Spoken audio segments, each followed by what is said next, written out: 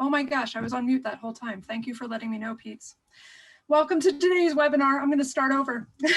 My name is Michelle Cook, and I will be the moderator for today's presentation.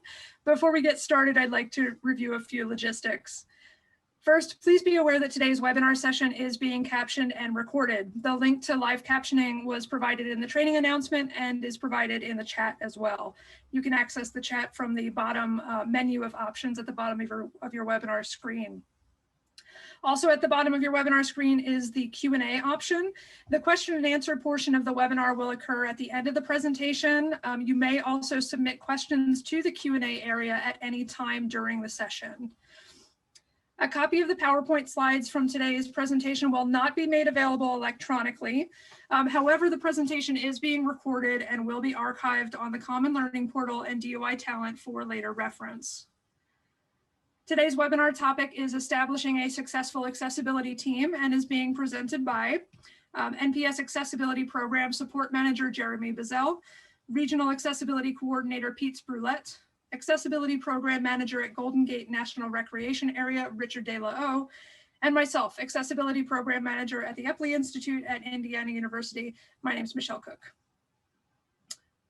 The objectives for today's training are to discuss the importance of a team approach to accessibility, identify the expertise needed to build a successful team, identify opportunities for building that expertise, identify regional and national resources and support for your team, and discuss best practices and lessons learned from existing accessibility teams. Please remember to submit any questions in the Q&A window, which can be selected at the bottom of your screen. And it is now my pleasure to turn the presentation over to Jeremy Bazell. Hey, well, good afternoon to everyone. I work out of the Washington office for the Accessibility Support Program with a cadre of subject matter experts on accessibility. And our role in the National Park Service is to support parks to be accessible to people with disabilities. And I will clarify that we are talking about accessibility for people with disabilities during this session. I know that the word access has become a pretty significant term for the National Park Service in talking about making parks more available to more people. We're not talking about the broad term access. We are talking specifically about accessibility for people with disabilities today. So we help support parks to become more accessible to people with disabilities because we've got experts in the subject. So we provide policy, we provide training, we provide technical assistance. We do outreach to the disability community and other federal agencies with accessibility programs as well. So in our work with parks, it is very rare that we've ever run across a park or an individual working at a park who does not want the park to be accessible to visitors with disabilities. More often, the challenges that we face are around people saying, I don't know how to make my park accessible to people with disabilities. I don't know what to do. So the intent of this is we're not going to be able to answer that question about everything, but we are going to be talking about a way to think about how to approach accessibility management at your park that we have found to be successful and that we think will help get parks there. A traditional model for accessibility at parks has been you have a collateral duty that's assigned to a single person who is an accessibility coordinator. We have found that that is not necessarily the most effective model because, as you will see from what I'm going to talk about, accessibility is so broad and has such a wide impact that no single person, particularly a collateral duty person, is able to take on that responsibility and really get the work done for the park. So that's why the focus today is on the need for accessibility teams at parks and potential different approaches for those teams, as well as how those teams can get support from WASO and others in order to fulfill their job. And the reason behind the need for a team is that accessibility touches just about every part of park operations. As you are all well aware, we have a mission that is about preserving our resources for the enjoyment of future generations. And every one of us involved in the Park Service has some part to play in delivering that park experience to our visitors. Whether or not you are working in concessions and with how concessioners deliver their services, whether or not you are working at the front desk in a visitor center, helping people find things, whether or not you are in law enforcement and dealing with emergency preparedness. Everyone has some part to play when it comes to delivering the park experience. And it is for that very reason that every one of us has a part to play in delivering accessibility to visitors with disabilities. Because the need for accessibility cuts across all of the areas that you see listed on the slide in front of you. So for example, we talk about the concept of facilities, as you see in the first bullet, facilities in life, health, and safety, very holistically. We would say a facility is just about anything that a person can walk on or walk in. So we're including trails, we're including outdoor developed areas, picnic areas, campgrounds, comfort stations. So it's not just visitor centers that we would consider facilities that need to be made accessible to people with disabilities. So right off the bat, you know that no single person does all of the facilities work in the park.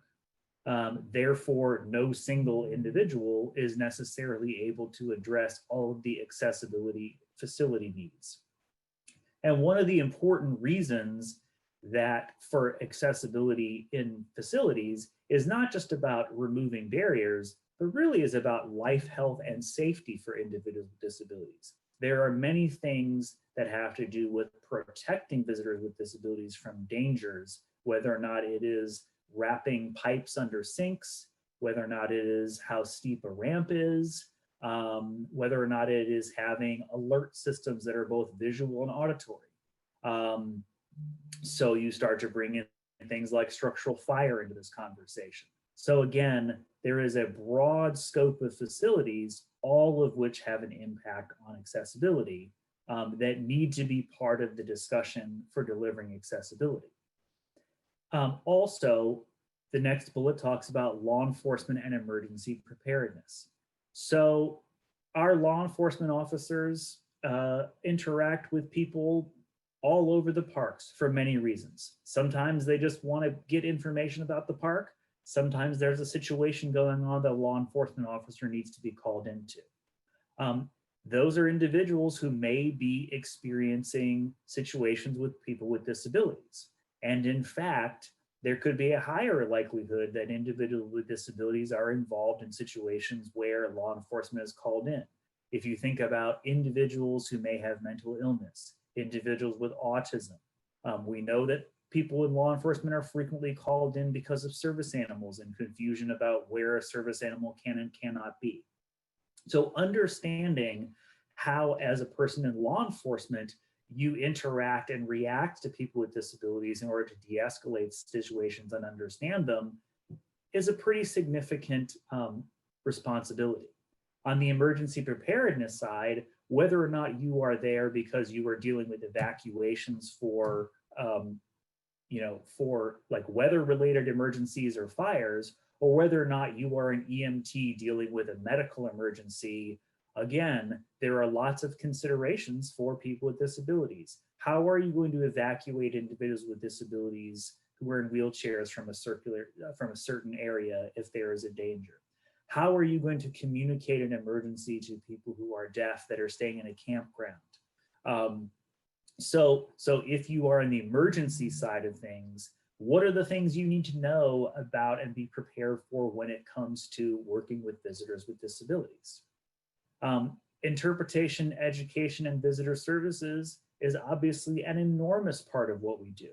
And that is not limited simply to the people who are out there giving tours and talks, or people who are manning visitor centers that are interacting directly with the public.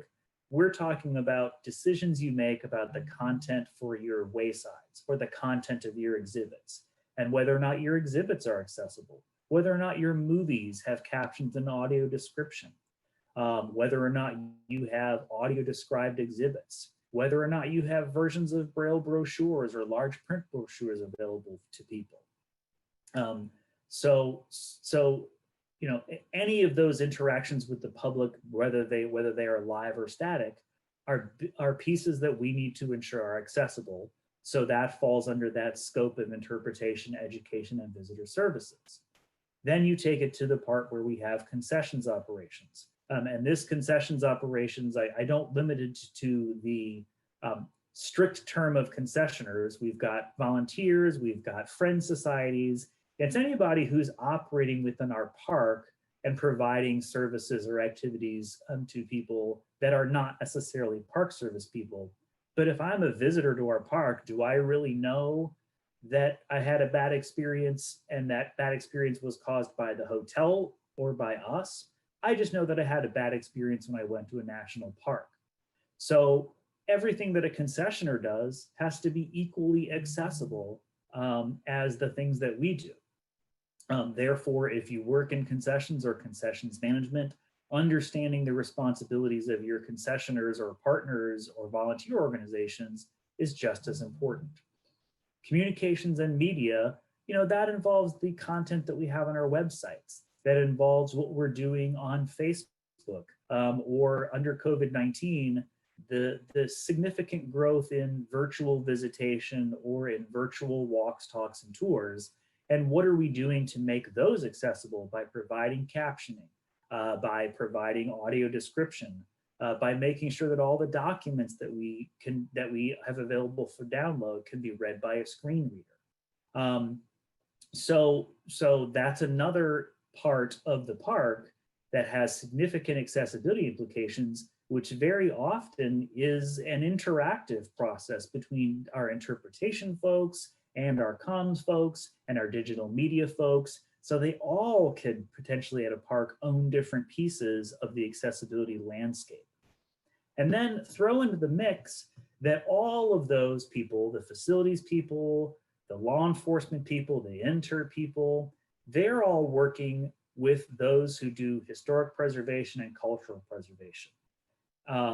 So we're working on how do we make a historic facility accessible, and what are the compromises that may need to be made in order to provide accessibility while also maintaining something's historic fabric. How are we dealing with the fact that we need to provide particular kinds of surfaces on the ground to make things accessible, which may or may not disturb the landscape that we want to preserve for reasons of nature or reasons of archaeology.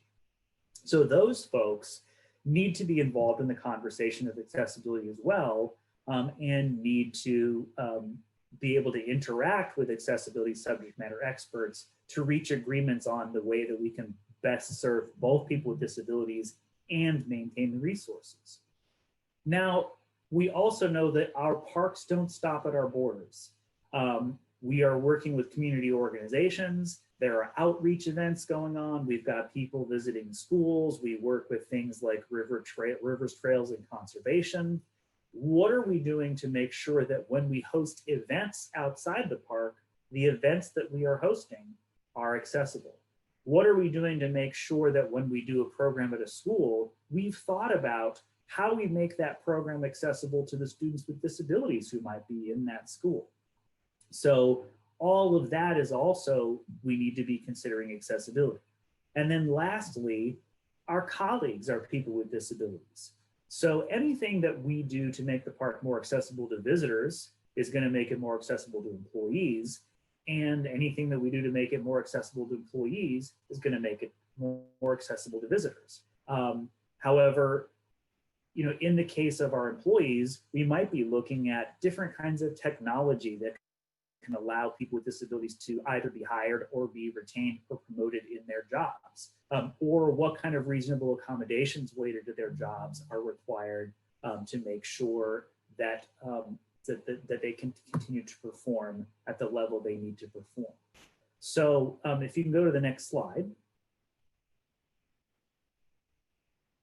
So as you can see, accessibility on this slide is represented as a large circle, and we've got circles overlapping it, knowing that, well, facilities has a piece of the accessibility pie, interpretation and education has a piece, VRP has a piece, concessions has a piece. We could keep adding circles all over this to show that all of us have a shared responsibility for accessibility. What we want to avoid is the situation in which, because accessibility is everyone's responsibility, it somehow becomes no one's responsibility.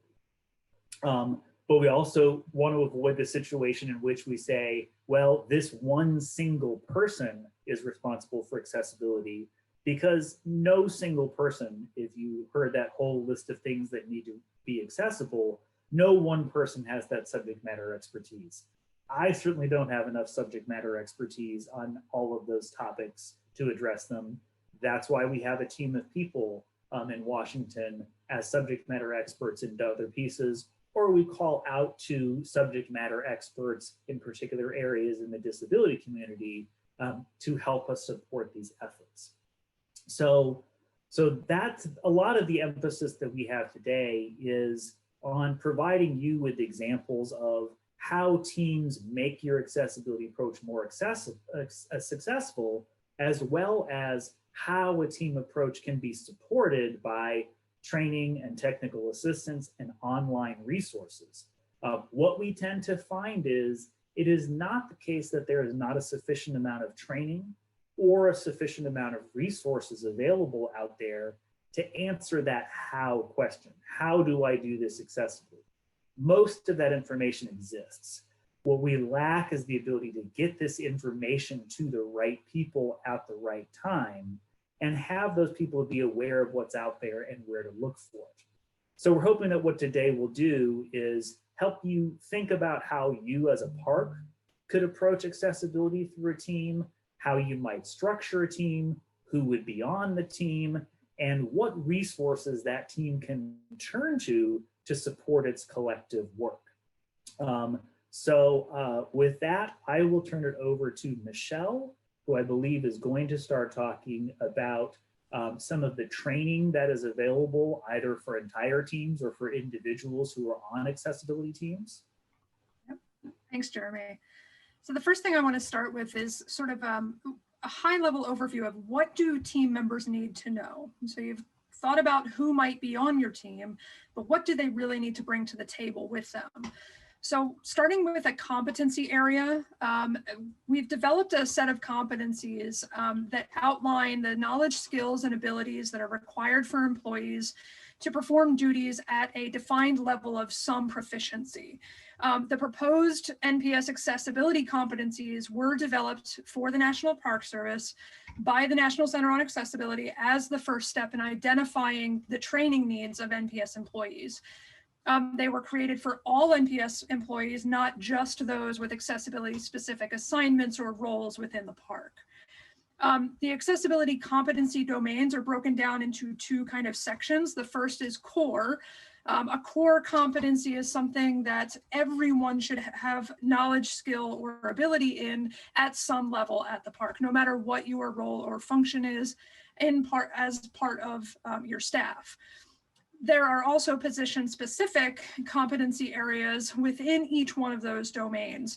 And the domains include everything from disability and accessibility awareness up through law and policy and regulations, the complaint process, physical access, program access. It really spans the gamut of where those touch points for accessibility in all park operations and functions. So that's what the competencies are, essentially. How they can be used is in a way that as a tool to help identify areas of success and potential challenge areas for your park or areas for growth.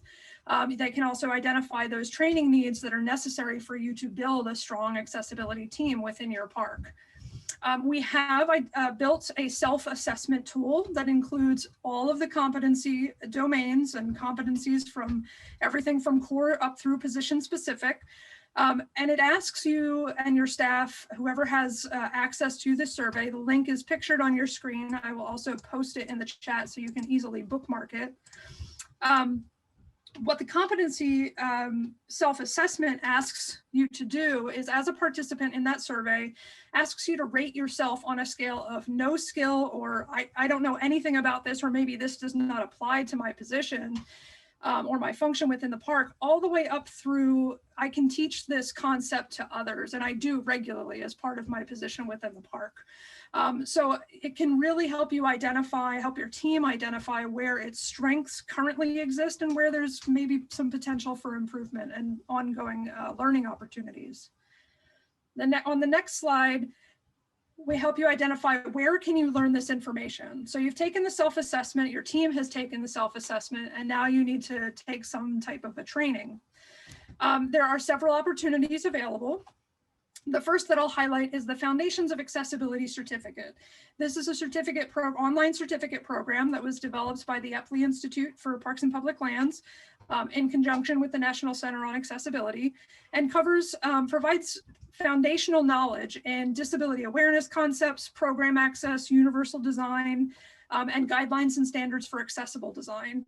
The certificate program is entirely web-based and consists of 5 course units, each including an applied assignment that relates to the way in which accessibility standards and best practices can be applied right back to your park unit. So there is a sort of a customizable option in the certificate program where the assignments are specifically related to the work that you do at your park. There are 2 types of enrollment opportunities for the certificate program. The first is an individual or self-paced option.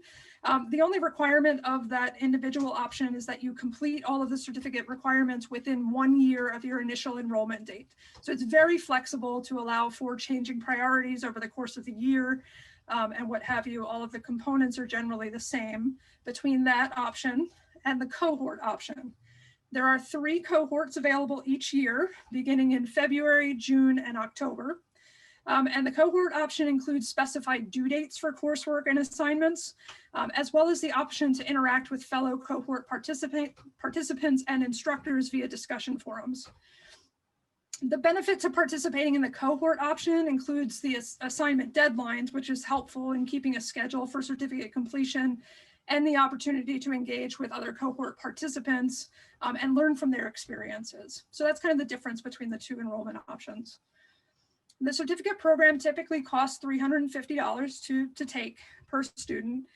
There are a limited number of scholarships available to NPS employees through the Washington office.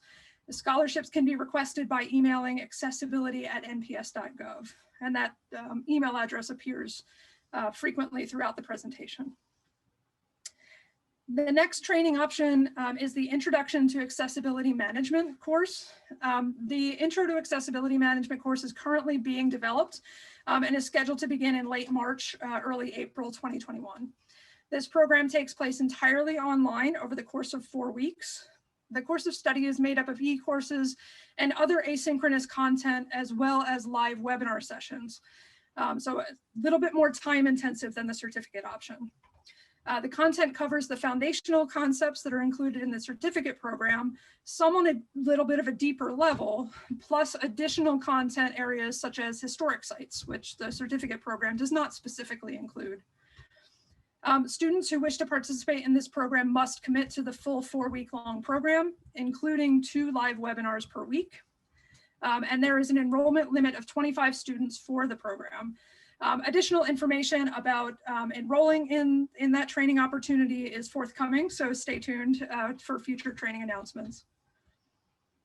The next is the Accessibility Webinar Series. Today's webinar is part of the Accessibility Webinar Series, which aims to address necessary and noteworthy accessibility topics affecting the NPS. We aim to offer about 10 topics per year. Each topic will be archived on the Common Learning Portal and DOI Talent for future use. And archives are typically available 2 weeks after the last webinar session. So within about 2 weeks from today's date, you can expect to see that archived version of the webinar available in both of those locations. The last one that I will cover, and then I'll turn it back over to Jeremy for the last two bullets on this slide, is the National Trainer Development Program, or NTDP, Accessibility Content Endorsement Area. The National Trainer Development Program is an annual PFMD sponsored training program that aims to increase the internal capacity of the NPS by giving collateral duty trainers the educational skills necessary to provide quality learning opportunities. So we're training the trainer, in essence, to provide those opportunities to NPS personnel in a variety of subject matter areas.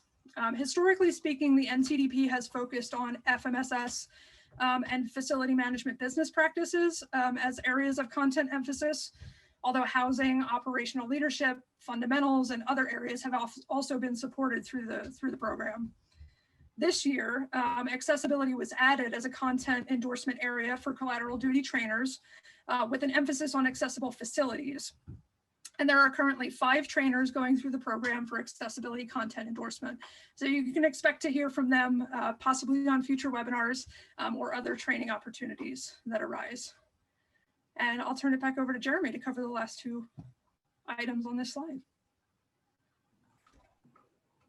Okay, thank you, Michelle. So as you can tell from the all the bullets previous to the last 2, there's been a lot of focus on trainings that really we can tie directly back to all of the competencies that we think people need to have, again, depending on what role they play in the parks. The disability dialogues and the accessibility office hours are done directly out of our group. And they are, while they certainly will increase people's competency around accessibility, they don't have a direct one-to-one correlation. And the reason is because these have a very different approach from your standard presentation lecture series. The disability dialogues were started back at the beginning of the pandemic by Ray Bloomer on our staff, because he wanted to bring people with disabilities in to talk about their experiences with COVID-19 and the pandemic, so the parks would understand how to approach individuals with disabilities who were visiting the parks during that time, and what are some of the specific challenges that may be related to COVID-19. It was so popular that we have decided to expand it beyond COVID-19 topics and keep it going. So on a monthly basis, we gather a group of individuals with disabilities who can talk about their experiences and provide more direct information from the disability community to people working in parks. That really doesn't feature a Q&A session. It is more of like an interview with the individuals and like a panel discussion, but it is not like a formal training either. Accessibility office hours, however, is both less formal, but also a different kind of interaction, where starting in the month of February, we will put together a topic and some experts in that topic and almost do like a call-in radio show where individuals who have specific questions about a policy or how to do something at their park will be able to call in and bounce ideas off of experts and get specific answers. Certainly there may be people who want to simply call in, ask their question and leave. However, we would advocate that people stay, because you never know if somebody else is going to bring something up of interest or what you can learn from some of the other questions. So keep your eyes peeled for that opportunity to be coming as well. The idea between all of these things is to provide different levels of training and education depending on what the role in accessibility you have, that you could find something that matches your level of interest and expertise. And I think I turn it back over to Michelle now. Yep, that's right. All right, on the next slide, where what other resources can your team turn to is what we'll highlight here. We certainly hope that you'll take advantage of some or many of the training opportunities that we just discussed for continuing education to build successful accessibility teams, but also you're going to need resources as you go through various topics and challenges. So where can you find that information? Here's a number of resources for you. First is the Common Learning Portal. There are a number of facility-focused opportunities for learning and also inter-urban education and communications-focused opportunities for continuing education and learning as well, and for reference on an as-needed basis. So I encourage you to check out any of the accessibility-related features on the Common Learning Portal. I'm going to skip the accessibility program SharePoint because Jeremy will feature that in a minute, and skip to the U.S. Access Board. The U.S. Access Board is the government entity that writes and revises the standards for design.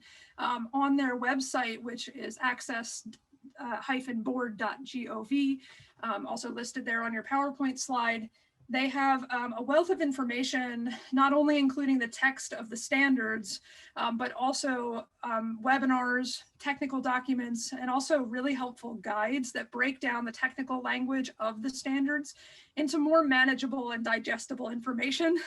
It speaks more in a narrative format about certain key components of the standards, as opposed to the technical language of the dimensions and things like that. So those are some really helpful resources as well. Also, the GSA 508 compliance resource for all of your electronic information, whether it be websites or electronic documents that you're sharing internally or public facing. That's a wonderful resource for you as well. Jeremy, will you pop back on to preview the SharePoint site? Yes, and I need to be able to do the screen share. Yep.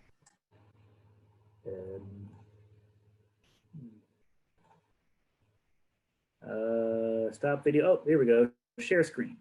Okay, and where is the screen I want to share? There we go. Okay, tell me if the SharePoint screen is up now. I'm not seeing it, Jeremy. Okay. Oh, here we go.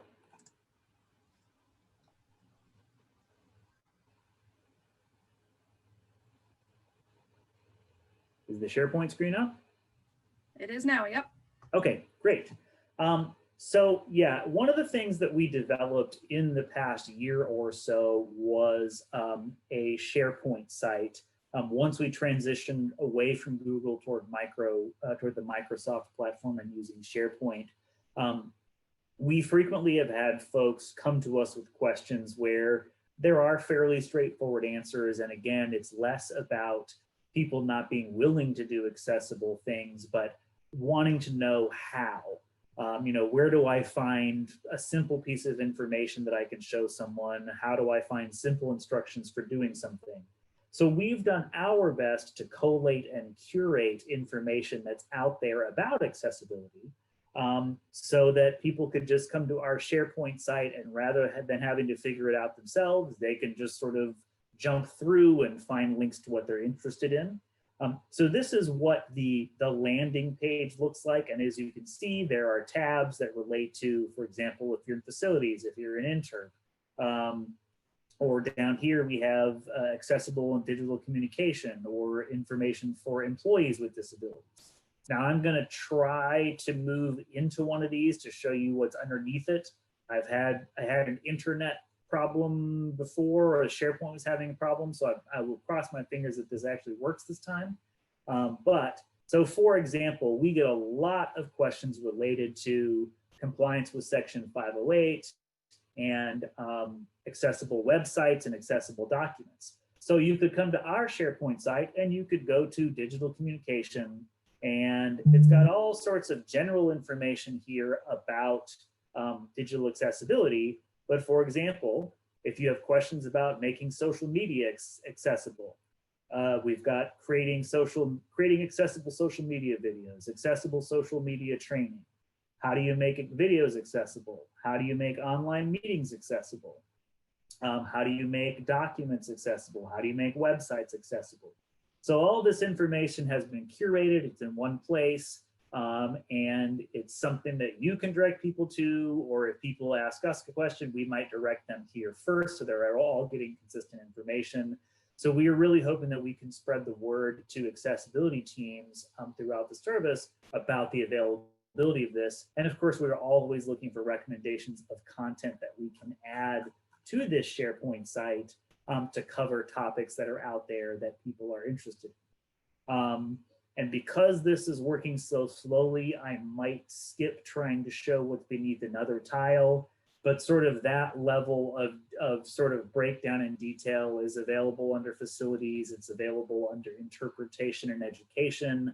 It is always a work in progress, so they're not all as robust as the one that I showed you, but it is a good first stop for anyone who is looking for information about accessibility, or for a team, accessibility team that wants to try to research something. And I will stop my sharing to give control back to you, Michelle. Great, thanks. So as we're pulling the PowerPoint presentation back up, the next thing that we want to highlight before we hear from some successful accessibility teams are the idea of who can support your team. So in addition to these resources and these training opportunities, who are the people that can really give you the assistance on sort of an as-needed basis? Those people include the NPS Accessibility Program Support Team. You can reach them at accessibility@nps.gov. Your regional accessibility coordinators are also available for technical assistance and for bringing in to your team to advise on certain things or provide clarity on different pieces of information as needed. The media experts at Harper's Ferry Center, Media Accessibility, can assist you as well with a wealth of information related to digital media, also print materials, and things of that nature. The Denver Service Center team can also assist in planning, project development, project oversight, and some evaluation components as well. And then there's the Epley Institute and National Center on Accessibility. There are 2 support emails that you can use to reach us related to enrolling in the certificate program, or just seeking that additional technical assistance information or access to additional resources as issues arise. Both of those emails will get to the appropriate people. So next, the next section of today's webinar will feature a Q&A interview style conversation with 2 NPS accessibility team leaders. The first is Richard De La O. Richard has worked for the National Park Service for 28 years. Nearly 20 years ago, Richard's supervisor presented him with the challenge of updating and implementing the park's accessibility transition plan. The first questions he asked were, is there a budget and is there training available? Long story short, Richard has learned everything he knows about accessibility on the job, and his successes can be attributed to his passion for improving access for everyone. We'll also hear from Pete Brulette. Pete is the Regional Accessibility Coordinator for Interior Regions 8, 9, 10, and 12, and has been overseeing accessibility, self-evaluation, and transition plans for over 35 parks since 2014. Her experience as a landscape architect and historical landscape architect spans work in planning, design, construction, compliance, program and project management at the Denver Service Center, the Olmsted Center for Landscape Preservation, a detail in the Washington office, 3 regional offices and 3 parks, including Golden Gate National Recreation Area at the Presidio, Point Reyes National Seashore, and Boston National Historical Park. So Pete and Richard, if you'll go ahead and join me on the screen. Hello, it's nice to see you. Hi. All right, Pete, the first question is for you. You ready? Well, almost. Okay. Yeah, I'm ready. Let's go. Right. Okay. Well, good afternoon, everyone, and thanks for this opportunity, you guys. I first want to give huge kudos to Jeremy and Michelle for clarifying and specifying how everyone plays a role when it comes to accessibility, and for providing those opportunities and resources for how we can improve our ability to be effective. As the regional coordinator, I have found that reaching out to others, emphasizing the need for a team effort in everything that we do, and soliciting that interaction It not only helps ensure accessibility successes, but it also provides many opportunities for learning. It gives us insights that we never, would have gone trying to do something on our own. And, it eases the workload for coordinators. One of the biggest things I hear is, how can one person do this? I'm the coordinator, I don't know how to do it. I learned this on the job, and it is a collateral duty for me as well. So not only does the team effort really help us in every way, but it ultimately makes for a stronger overall team, and really being a benefit and bringing value to the parks. So I work out of the facility management division, and my specific accessibility efforts do come primarily through managing the self-evaluation and transition plan program, which is affectionately called as the SETP. And these are our major effort. I manage these in collaboration with the Service Center, and it's funded mostly through the recreation fee programs. But these efforts, our number one thing is gathering an interdisciplinary team. And that interdisciplinary team is Service Center, region, and park staff. We emphasize to the superintendents that the superintendents and the management team is an integral player in this whole thing, and that they have to have the buy-in and participate, particularly at the very beginning of our process and at the very end, so that they understand what our goals are. They understand that it's really important that for us to have successful physical, programmatic accessibility and digital accessibility, and for all our park facilities, services, activities, and programs, that every single person in their park really needs to understand this. So not only do we get the buy-in from that, but we really start to implement that overall understanding that you bring this to the table, much like you consider safety, or you consider sustainability, or you consider the health of our visitors.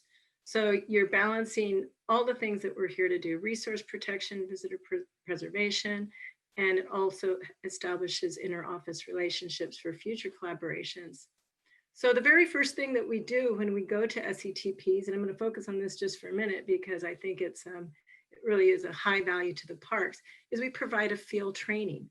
Not only do we come in and we introduce accessibility, we do accessibility awareness training for the park. We provide park staff an introduction to what the needs of people with disability are, and how programs can be designed and delivered to meet those needs. So what we do is we ask the park staff to consider an entry to exit experience and really pay attention to how all people plan their visit. So when you start thinking about, okay, what does it take to plan the visit when I'm sitting down? What does it take once I get to the park? Where do I park? How do I park if I'm a person who, is in a mobility van and uses a wheelchair, or if I'm blind? And so what happens is people start understanding accessibility in a more human way, and they really start valuing the importance of making these inclusive interactions. So, when we arrive, people are deer in the headlights. And by the time we're leaving, people are very much on board. And we encourage the development of accessibility teams in those parks. And what we do in the end is, once we go out and do these assessments, we identify improvements needed, and we create an action plan. And this is an implementation strategy to address how improvements will be incorporated over time. But we also address whose responsibility is it? What team players have to work together to get this done? And it becomes very evident through this process that it does take more than one person. It is something that everybody has responsibility for. So the other thing that we do is we work with them to grow their contact list, because a team player that not everybody thinks about is disability organizations, people who have disabilities. And so we work with the parks to encourage that outreach and encourage that engagement, and to really think of people with disabilities as part of their larger team. So the other things that we do is we have our internal collaborations. As a coordinator, what I feel my number one job is reaching out. I have to reach out to people to provide awareness training. I have to reach out to people to get their input, because I don't know everything. And I have to reach out to people to solicit their interest, and to, think of me as a resource, think of me as a contact, think of me as a team player that can help us really find the best solutions to problems. So internally, I work with the directorate as needed. If there's a message that's going out to all employees, I also meet with the directorate in terms of a bigger team with the Denver Service Center for projects. And so the value of that is we're going through huge projects, and we're sitting there with the director, we're sitting there with all the park management and regional management. And so it's an opportunity for me to bring accessibility to the big table.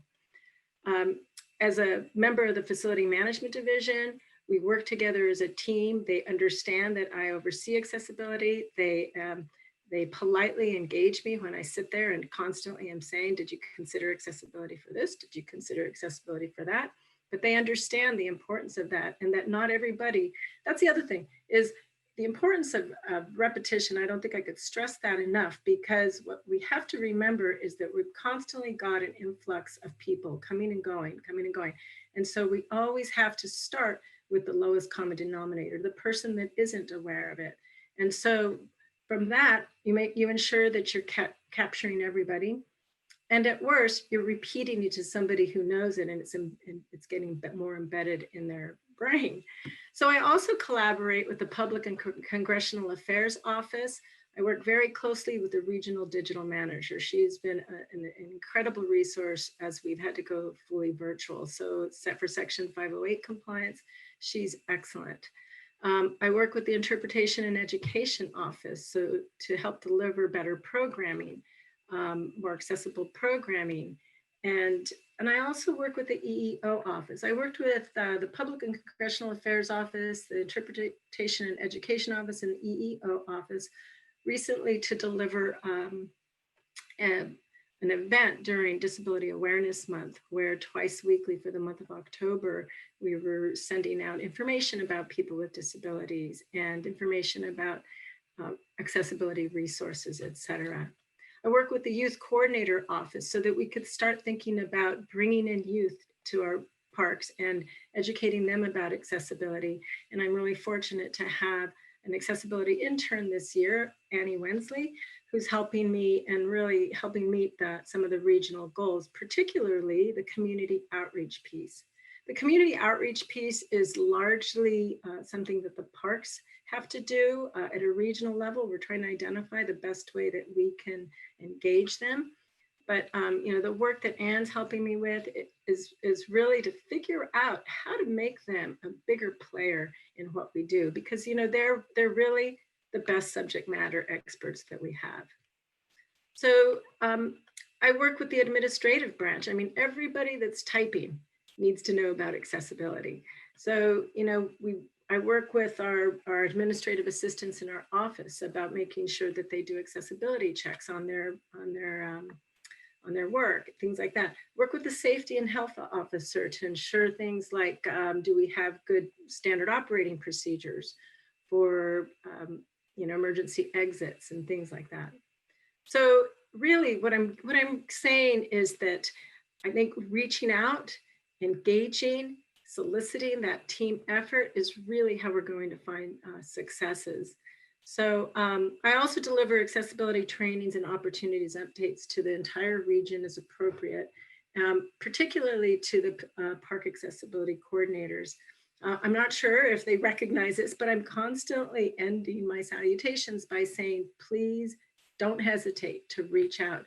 And I really, I can't stress that enough. I really appreciate when people in the field call me and want to talk about a problem or want my perspective. I work very closely with people, particularly people who are dealing with complaints, but also just with some, people who don't really know how to do their jobs, or they've got a particular technical question. So I'm very excited to share that I've got a survey out to our park accessibility coordinators right now with the intent to create a better community of practice, to create a forum where we can really engage that team effort. So that survey ends this week. So I'm really looking forward to establishing an editorial calendar to engage those conversations, to talk about the top priorities and highest needs and how we can continue this teamwork. So I guess I just have to maybe just close now that it's a constant learning for all of us. The thing I hear more than probably anything else is you know, I'm one person, I have too much to do, I can't take this on, I don't know what I'm doing. And really, it's one of those things where it's one thing at a time, do the best you can, and just, you know, pick up the phone, do an MS chat, check out a website, and it grows, and it's a continually growing and changing thing. So as I close, I'll just say I'm really happy to talk with people, and please reach out. Thanks. Great. Thank you, Pete. Really appreciate the regional perspective. Switching gears, Richard, I'm going to pose a question to you from the park level standpoint. Can you speak to how Golden Gate and your accessibility team operate? And also, what have been some of your keys to success, having a successful team? Thank you, Michelle. I have to say that it's great that these resources are available. When I started doing accessibility 20 years ago, they weren't available. I had to go out there and find them myself and learned everything online by calling people, meeting contacts. One of the things is that, Michelle, as you know, many years ago, we did a self-evaluation of our park. We are a large park here in San Francisco. And one of the things that we identified the needs the park had to ensure that we were able to provide accessibility to all visitors. And we know that, you know, based on what Jeremy said, not one person has that expertise. I do this full time. This is my permanent job, and I still don't have enough time to ensure that everything's done accessible, especially at a large park. I also have a colleague of mine that works with me. He's in interpretation, and he does all of the media and accessibility. So he does the all of the websites, pamphlets are accessible, waysites, everything that has to do with media in contact with our visitors. I focus a lot into the physical environment, working with our project managers.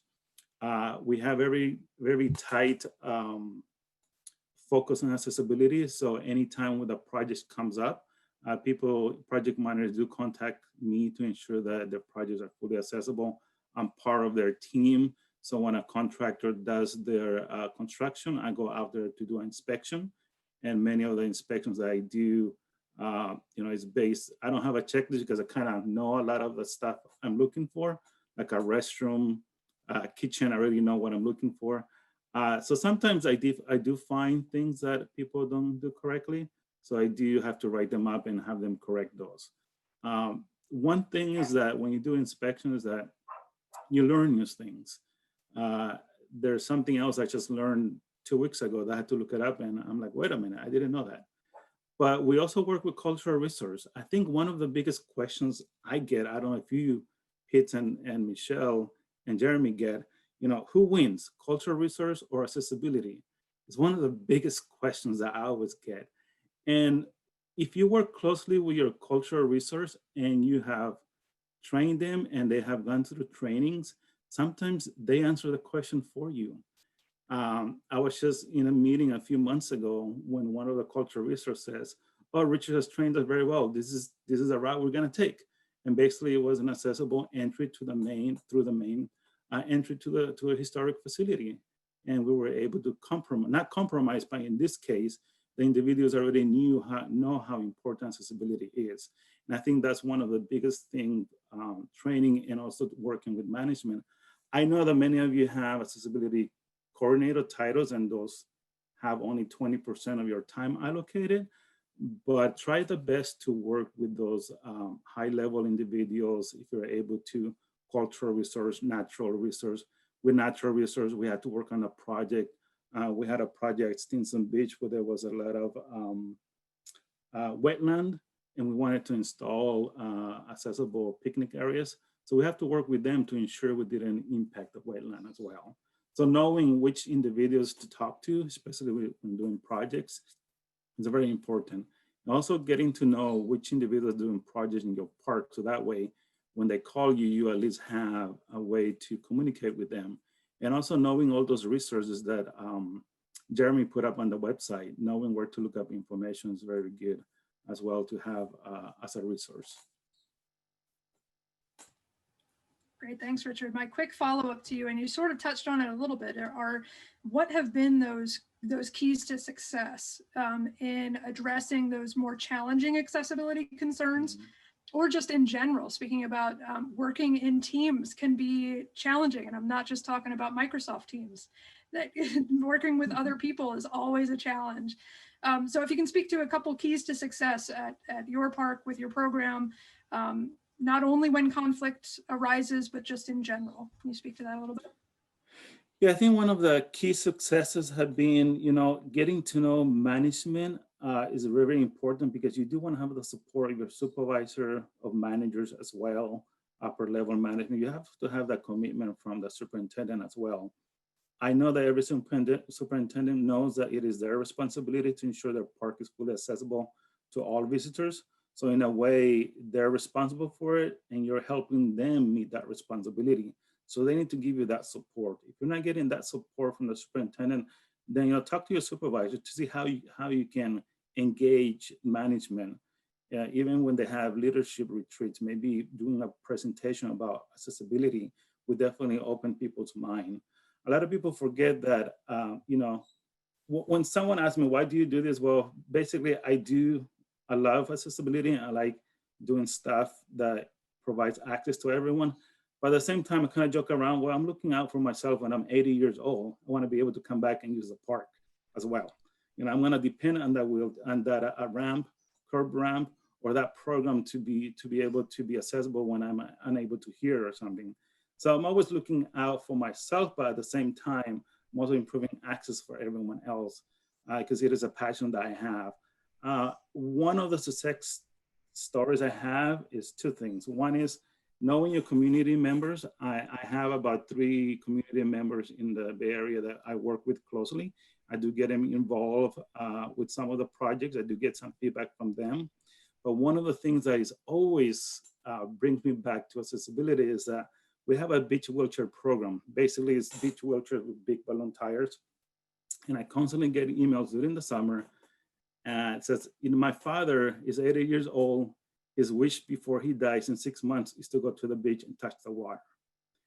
When I get those kind of emails, it really pumps me up and encourages me to continue doing accessibility. Even though, it might be just for one moment when someone has that experience, which is what we want everyone to have and have access. And so, sometimes there's individuals where they have sent me even pictures with their family member using a beach wheelchair and getting to the water and saying, thank you very much. They had a great time. My father passed away 3 weeks ago, but they had a great experience. Great, thanks, Richard. Pete, do you have an example to share? Yeah, well, I have an example that's based in an experience at San Francisco Maritime to make a ship accessible, both the deck, which is 10 to 20 feet above the ground, accessible, and also the lower deck accessible, but it's going to take more than a minute. So I think just to summarize that, I would say that what happened was, which is very common, is that people go into a project with assumptions about what making something accessible means. And there's a lot of fear around it. So I think it's really dispelling that fear and really talking about, okay, what are everybody's concerns? So that, again, is why an interdisciplinary team that really addresses everybody's concerns. So, listening, what is their primary concern, and thinking about, what some possible accessible options are. And really, reminding people of what our goals are: universal access, best practices, and a minimum meeting of the requirements is really important. And so just ensuring them that we could come together and balance all those things, that we're all in it for the same reasons. We want to protect our resources. We want to provide inclusive experiences for everybody. And really, coming back to that visitor experience has always been a huge value added to the conversation, because I think that's why we're all doing what we want to do. And they just, we ended up, what something began as a very emotional, can't do this type of project to make that ship wheelchair accessible. And in the end, after many conversations, et cetera, they ended up providing not only a gangway to the main deck, but a lift down into the bottom deck. They changed programs to make sleepover events more inclusive. And I'm going to close it out by saying that at one of the Ed Roberts events that Richard was talking about, San Francisco Maritime presented a tactile model of the Balclutha ship to the members, and there were virtually tears in the house. I mean, and if that's not a powerful message, I don't know what is. It was definitely one of my most memorable experiences. That's excellent. Thank you to you both for sharing those experiences and what has contributed to your success and your teams at various points in your careers. Really appreciate it. Thank you for everyone still on the line for attending today's webinar, and special thanks to today's presenter, Pete, Jeremy, Richard. The webinar recording and supplemental resources on this topic will be posted to the Common Learning Portal and DOI Talent within the next few weeks, so be on the lookout for that. We will do our best to send out a notice to everyone who has attended when those resources are available to you. So thank you again, and please have a wonderful rest of your day. Thank you. Thank you.